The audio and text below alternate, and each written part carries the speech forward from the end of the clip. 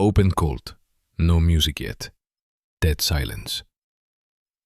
Some people wear masks so perfectly, you never see the face underneath. Not until it's too late. She happened a few years ago.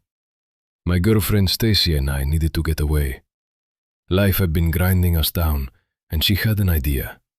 A cabin in the woods. Just the two of us, and the fireplace. But we couldn't afford it alone, so we invited my best friend Randy and his girlfriend. That was supposed to be the whole plan. Let that land. Less than a week before the trip, Randy and his girlfriend broke up. Suddenly. Badly. I offered him his money back. He refused. Told us to go have a romantic getaway. I thought that was generous. I had no idea what was coming.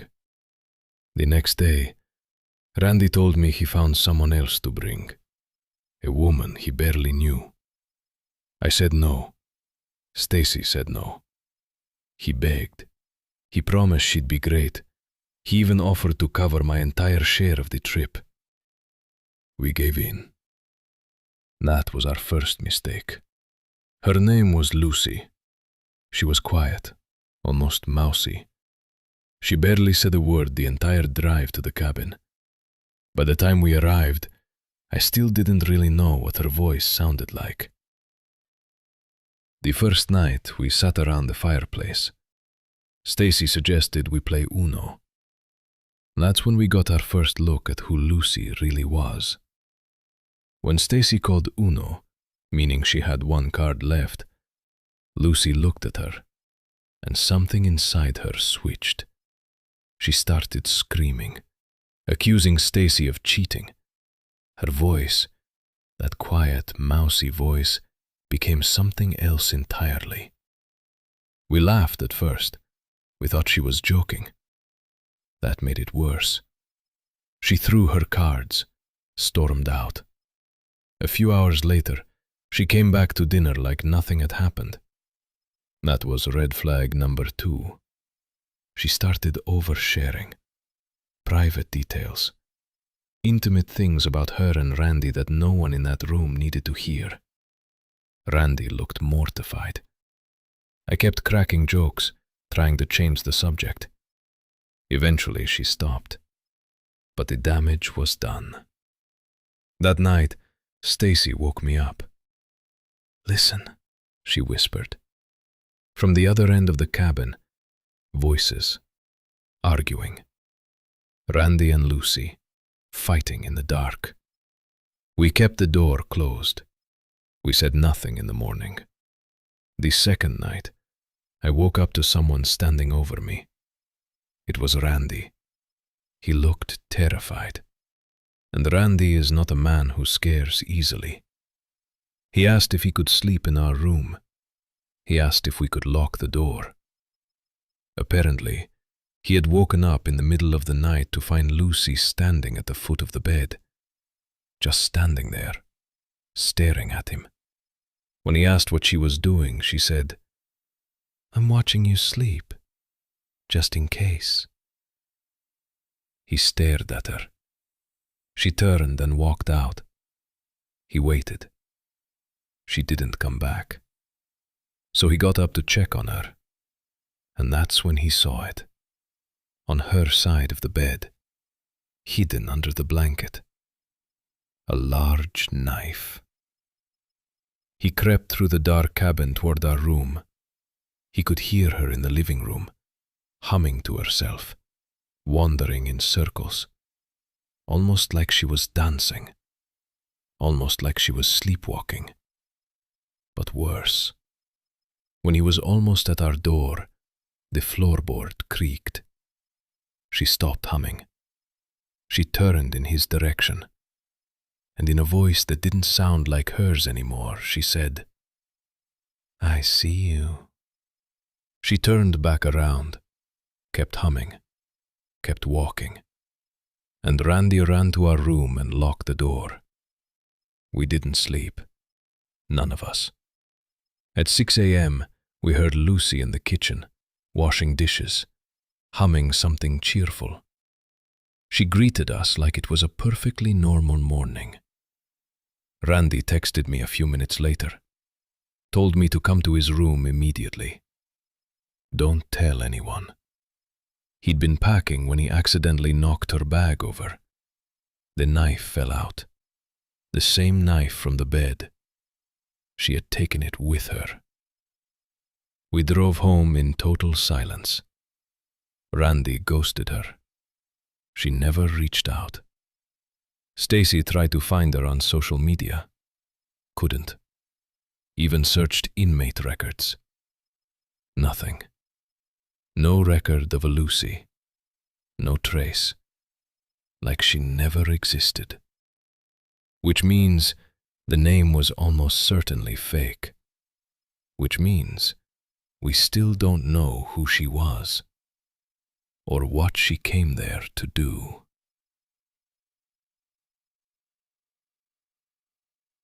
I guess we should just be grateful she didn't do it. The year was 2017. I had just moved to a small, quiet town in rural Illinois. I knew almost no one. I was young, introverted, alone. Most of the town was retired, and the silence, it had a weight to it. A friend introduced me to a couple in their early 50s. They needed a dog sitter. She thought it would help me connect with people, earn a little money, maybe feel less invisible. So I agreed to meet them. Scene 2. The house. The couple. Their home was a 1970s brick ranch house. Outdated, slightly crumbling. The kind of place that holds secrets in its walls. I explored abandoned buildings for fun, so it didn't bother me. The dogs were sweet. The couple was not. They were friendly enough on the surface, but when they looked at you, they didn't just make eye contact. They scanned you, slowly, head to toe, like they were measuring something. During the tour, they barely spoke. They would open a door, gesture inside, and quietly close it again. They mentioned selling firearms from the home. A side business, they said. That didn't concern me, but the cameras did. Scene 3. The cameras. They were everywhere. Outside, the hallway, the kitchen, the office, the garage, the backyard, the driveway, even pointed directly at the kitchen table. Insurance purposes, they said, for the gun business. Something about it felt wrong, but I needed the money, and I needed the connection, so I ignored the feeling. Scene 4. Night 2. The first night was quiet, but the second night changed everything. At 10 p.m., one of the driveway cameras went offline. I told myself, rural internet, it happens. But before I even reached the door to check, the dogs exploded off the couch, barking, sprinting through the doggy door, into the dark. I ran to the back door. Both dogs, frozen at the fence line, barking into the woods. I couldn't see a thing, but something was there. I could feel it. Eventually, I got the dogs back inside. I blocked the doggy door with a heavy chair, and I went to bed. Scene 5. The chair. The next morning, I woke up late. The house was silent.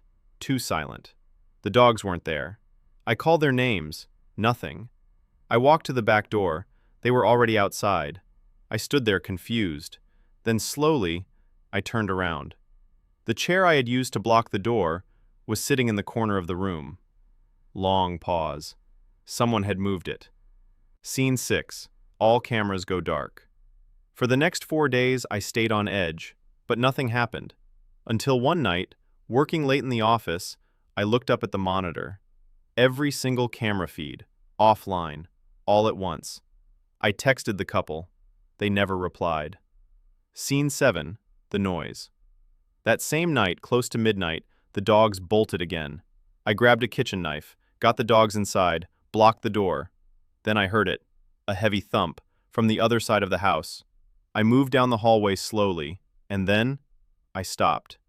There's a feeling you get when someone else is in a room. The air changes. The silence feels inhabited, and I felt it. I said, "Hello? Who's there?" Nothing. I locked the door from the outside and sat in the living room, knife in my hand, phone in the other, waiting. Scene 8. The texts. 20 minutes later, my phone lit up. A message from the wife. "Hi, Don't worry about the cameras, you're safe. I never said I was scared. I never mentioned the cameras. And it was nearly 2 in the morning in Florida, where they were supposed to be. Before I could respond, another message. Can you make sure I didn't leave the garage door open to the inside? I don't want anything getting in. The garage door was inside the room I had just locked. I didn't move. 2 minutes later, I know it's late, but can you please check? My gut said no, but I walked back. Knife raised, hand shaking. Scene 9, the arm. Another text as I reached the door. I can see you're up. Can you please go in and check? That's when I remembered. There were cameras in the hallway. They could see me. Right now. I pushed the door open. The garage door inside was already open. The garage beyond it, pitch black. I stepped closer. 2 steps from the doorway, my phone screen lit up. The faint glow touched the wall beside the door, and I saw it. An arm, pressed flat against the wall. Someone standing there, in the dark, watching me. I slammed the door, grabbed my keys, ran. Scene 10, the car. I jumped into my car and hit the headlights. The garage door began to open, and in the light, I saw him, a grown man, crouching behind a box, right where I had just been standing. I floored it in reverse and drove straight to the police. They searched the house, found nothing, no intruder, no forced entry. 20 minutes later, a text arrived. Plans changed. We're coming home soon. You can leave. No concern, no questions, nothing. I grabbed my things and drove away. In my rearview mirror, a car with no headlights pulled into the driveway. I texted her. Serious, heavy, measured tone throughout. I need you to understand something before I begin. Monsters are real, not demons, not ghosts. People. Real people who mean you harm. My family still hasn't fully healed from what happened last summer. I'm not sure they ever will. Pause. We took a small family vacation to the coast. My wife, myself, my 8-year-old son, and my 13-year-old daughter. We found an Airbnb just 5 minutes from the beach. Cheaper than a hotel, backed up against a creek.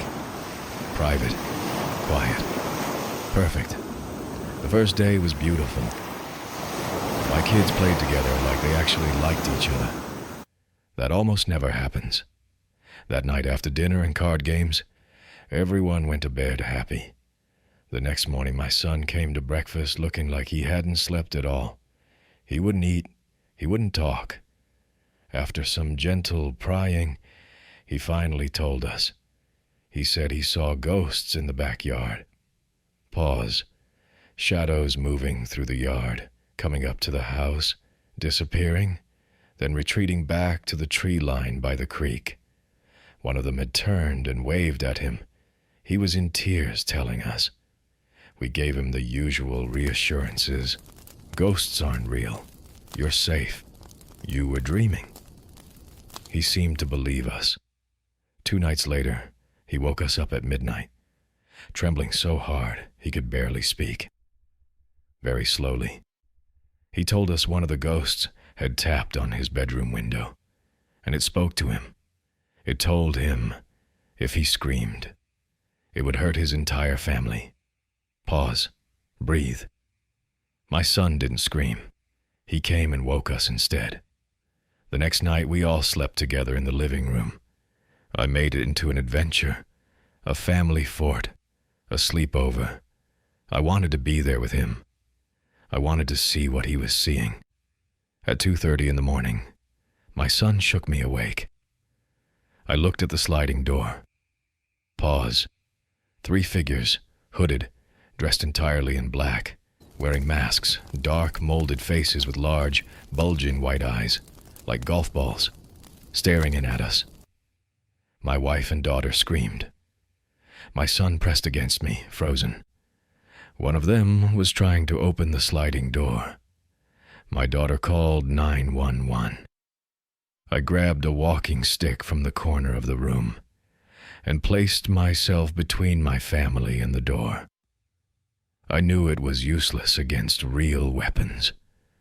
But when your children are screaming behind you, you don't think, you act. The figure on the left produced a knife and began waving it slowly back and forth, like a performance, like they were enjoying every second of this.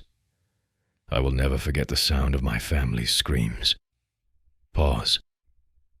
And then, a police officer came out of nowhere and tackled the figure furthest from the door. The other two ran. They didn't get far. When the masks came off, they were just young men, normal looking, 20 years old, 18 years old. Nobody I recognized. Nobody remarkable. All three had knives. The police told us this was not unusual. There was a group in that area that specifically targeted tourist families. They assumed families on vacation carry cash. They assumed children make adults easier to control. The officers didn't seem particularly surprised. That bothered me more than anything. Slowly. Final words. The police believed they only wanted our money, that they wouldn't have physically hurt us. But nobody knows what would have happened if that sliding door had opened. My son still sleeps with the light on. My daughter no longer travels. My wife hasn't spoken about that trip since we came home. Sometimes the wounds that don't show are the ones that never fully heal. We will never return to that beach town, not for the rest of our lives.